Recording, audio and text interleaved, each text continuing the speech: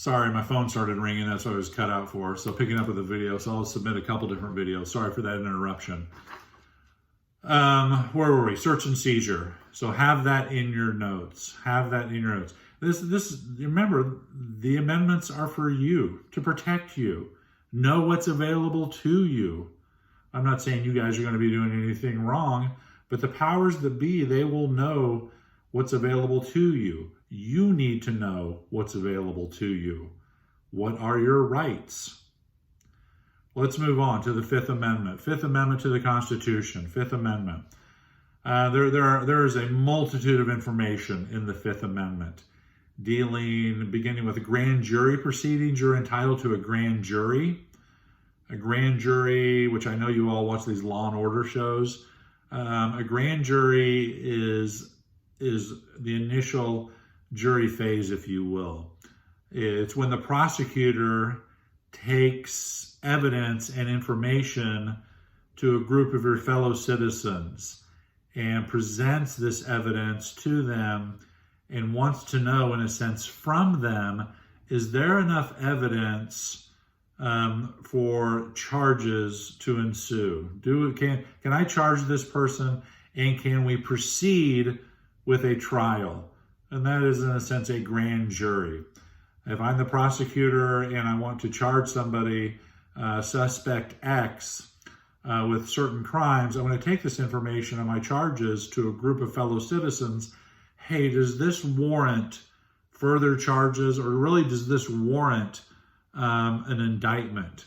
Am I going to indict you with these charges? Are we going to proceed with a regular trial of your peers, the ones you always see on TV? So the first thing in the Fifth Amendment, you're guaranteed a grand jury to see if further action is warranted by the prosecution. If they're going to place you what's called under indictment, they're going to bring charges against you, then have a trial and try to convict you of those charges.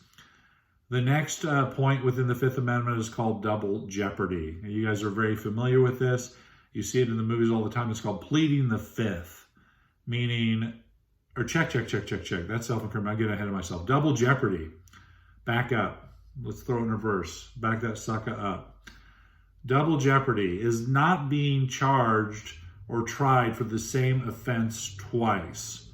So if I've been charged and convicted or not convicted of a crime, I cannot be charged exactly with that same offense twice. I'll give you an example. There's a movie that's a few years old. It's called Double Jeopardy, starring Ashley Judd. In the movie, she supposedly has killed her husband. Her husband's disappeared. They can't find the body, but her husband has set her up to make it look like that she had killed him. There's a bunch of circumstantial evidence, and that's what the prosecution uses to convict her. Even though she claims, I have no idea where he is, I did not kill him. They are convinced that she did. And so they put her on trial, they convict her, she goes to prison for her husband's murder, even though they can't find the body. She knows she didn't kill her husband. Well, she serves her time, she gets out of prison, and in the movie, she spends the rest of her time looking for her husband that she knows she didn't kill. So, technically, by law, constitutionally, what can she do when she finds him? Can she kill him without being charged? Because technically, she's already killed him and been charged and convicted and done her time. So what's going to happen? I guess you'll have to rent that terrible movie and find out. But double jeopardy, not being tried for the exact same offense twice. Double jeopardy. Now moving on to self-incrimination, which you are familiar with this. Pleading the fifth. You do not have to bear witness against yourself. You have the right to remain silent. Plead the fifth. You do not have to speak or bear witness against yourself. Self-incrimination. Next point in the Fifth Amendment is called due process. You are entitled to, when you go through the criminal proceedings, due process. What you are due, the process that you are due as a citizen, as a defendant. There are many aspects to this. Like you think about your Miranda warning, which you should be issued before you are questioned for a crime. You have the right to remain silent. You have the right to an attorney. You have the right to a fair and speedy trial, which we'll talk about. These are all part of the process you are due. Habeas corpus, the protection of habeas corpus is part of the process. Not being held indefinitely in jail without charge by the state. This is all what you are due through our legal system, under our Constitution, under our Bill of Rights. So due process. The final point in the Fifth Amendment is called eminent domain. Here's a question for you. Can the government seize your property? Yes, they can. But it must be for public use.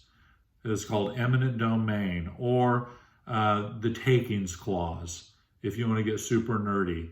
Can the government take your property? Yes, they can. I'll give you an example. Indiana has been working on a highway from Evansville to Indianapolis. They've been building on an existing highway, and they've been widening it and streamlining the highway going from Indianapolis to Evansville back and forth. Well, they wanted to widen the highway, but they needed more land. So what they did was they seized people's property along this highway to widen the highway. But they can't just take it. They have to compensate you for this land. They have to give you fair market value for the property that they will seize. So they can take your land. You can challenge it. The courts are available to you. You don't have to just cough it up. You can go to court to prevent it, which will cost you legal fees, an attorney, but you can't act as your own attorney. We'll talk more about that later. But it's eminent domain, the takings clause. The government can seize your property, but it has to be for public use. Roads, bridges, something that's going to serve the public need.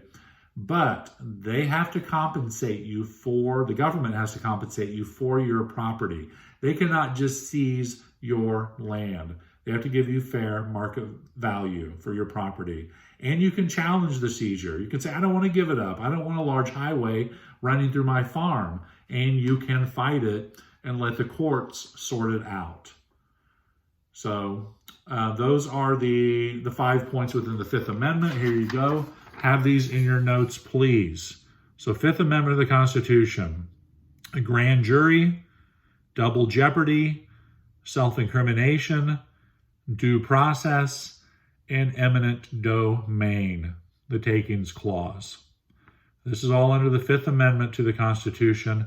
Have them in your notes, please. Again, get back to me if you have any questions or concerns or something doesn't make sense, and we will work it out. I can't believe I'm saying this, but have a very good spring break. I know we're pretty much still going to be sequestered at home. My plans have been canceled. My wife and I are supposed to travel to California. That's all off.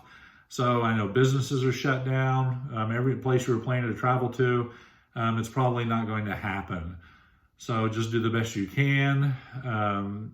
Find some enjoyment. Pick up a new book. Stop binging on Netflix. And sit down and read. Do some writing. And we will get through this. So I will get back to you after spring break. So again, any questions, get a hold of me. Mr. C out.